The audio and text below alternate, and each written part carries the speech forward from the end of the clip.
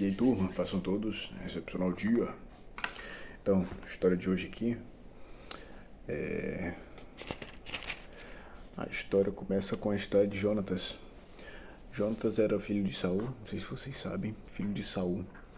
E a história começa dizendo que ele e seu escudeiro, ele deu uma ideia pro escudeiro, falou o seguinte: ô meu escudeiro, lá não fala o nome do escudeiro, só fala escudeiro. Ô meu escudeiro, vamos fazer o seguinte, a gente vai pegar hoje e a gente vai descer no rumo dos filisteus lá no acampamento deles. E a gente vai ver o que a gente pode fazer pra gente observar e tal, ver o que a gente pode fazer pra lutar contra eles, pra vencê-los. Aí o escudeiro olhou assim e falou: meu amigo, seja feito o que o senhor quiser, bora lá. Aí saíram só eles dois, saíram no meio do mundo. Vamos de lá. Quando eles estavam próximos, antes deles chegarem, eles passaram por um vale muito íngreme. Dos dois lados havia abismo muito grande. Abismo para o norte e abismo para o sul. Eles passaram pelo meio e atravessaram. Quando eles estavam próximo do lugar onde os filisteus estavam acampados, eles dois olharam assim e falaram: cara, vamos fazer o seguinte, quando a gente chegar próximo deles, a gente vai ver o que acontece. Se eles vierem ao nosso encontro, a gente deixa na mão de Deus. Agora, se eles chamarem pra gente ir até eles, a gente sabe que Deus entregou eles nas nossas mãos. Aí o escudeiro olhou assim e falou: não, beleza, fechou então. Quando eles apareceram, os filisteus olharam assim e falaram: ei, vocês dois, venham cá, a gente vai dar uma lição em vocês. Aí eu sei que ele olhou pro escudeiro dele assim: já é nosso, pai. Aí foi, chegou lá, eles derrotaram cerca de 20 homens que estavam ali reunidos. E depois disso, a terra começou a tremer. A terra tremeu. E o exército havia se espalhado, o exército filisteu.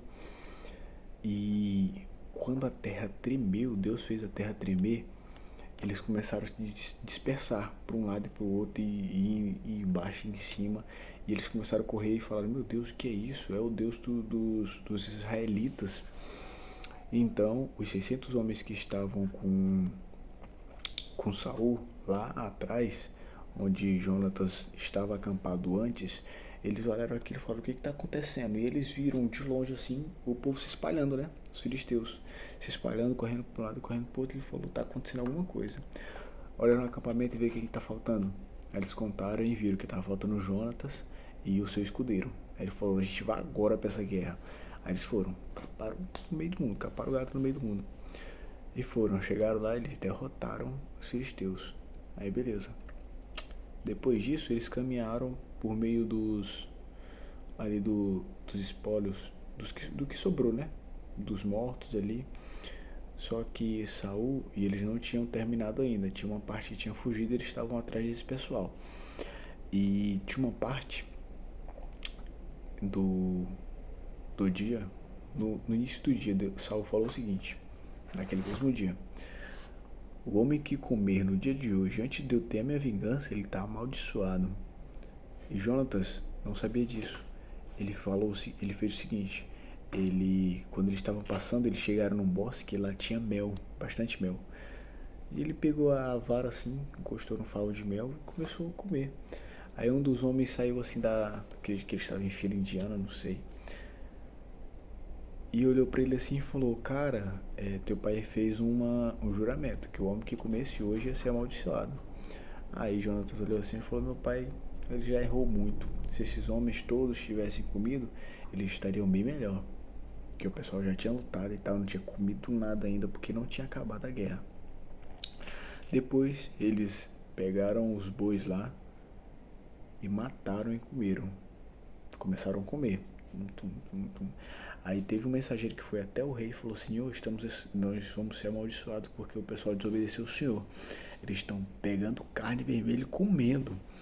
Aí Saul olhou assim e falou: manda chamar eles agora, e que cada um que está comendo traga seu boi.